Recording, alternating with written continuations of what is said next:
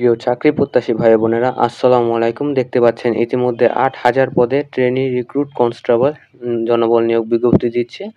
তো আবেদনের তারিখ দেখতে পাচ্ছেন, আবেদন শুরু ১ই জুলাই থেকে এবং শেষ হচ্ছে ২৪শে জুলাই, অর্থাৎ ২৪ দিনের আবেদনের সময় রয়েছে। তো এখানে নতুন কিছু ক্রাইটেরিয়া যুক্ত হয়েছে, যার কারণে আপনাদেরকে ভিডিওটি বানানো। তো বরাবরের মতো বলব যে ভিডিওটি দেখার আগে চ্যানেলে নতুন হয়ে থাকলে এই সরকারি বেসরকারি সহ সকল প্রকার চাকরির নিয়োগ বিজ্ঞপ্তি দেওয়া থাকে। এমনই সব ভিডিও পেতে চ্যানেলটিকে সাবস্ক্রাইব করুন। ধন্যবাদ।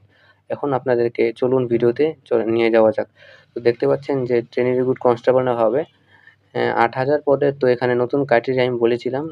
তো নতুন ক্রাইটেরিয়া হচ্ছে আপনার যদি সার্কুলারটিতে লক্ষ্য করেন, দেখতে পাচ্ছেন যে আপনাদের বয়স ছিল আগে ১৮ থেকে ২০ বছর, ২১ বছর, কিন্তু এখন এই নিয়মটি চেঞ্জ হয়েছে। এখন ১৮ থেকে ২০ বছর করা হয়েছে, অর্থাৎ ১ বছর কমানো হয়েছে।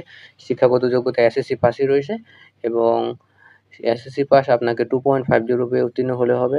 বাংলাদেশের নাগরিক হতে হবে। আর অবশ্যই অবিবাহিত এবং তালাকপ্রাপ্ত গ্রহণযোগ্য নয়, এবং বয়স প্রমাণের ক্ষেত্রে অ্যাফিডেভিটও গ্রহণযোগ্য নয়, এটা আপনারা জানেন।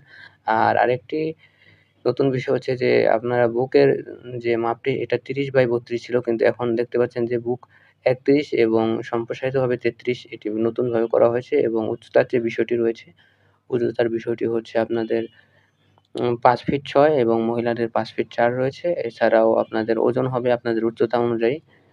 সেক্ষেত্রে স্পেসিফিক ভাবে কিছুই বলা নেই, এবং আবেদন ফি হচ্ছে মাত্র ৳৪০। আপনারা যে টেলিটক তা সিমের মাধ্যমে আপনারা আবেদন করতে পারবেন বা কম্পিউটার দোকানে আবেদন করতে পারবেন।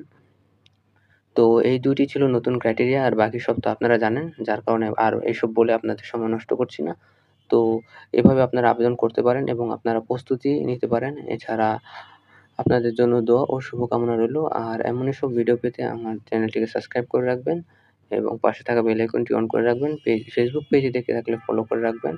আপনাদের সবার মনের প্রত্যাশা পূরণ হোক, এই বলে ভিডিওটি শেষ করছি। সবাই ভালো থাকুন, সুস্থ থাকুন। আসসালামু আলাইকুম।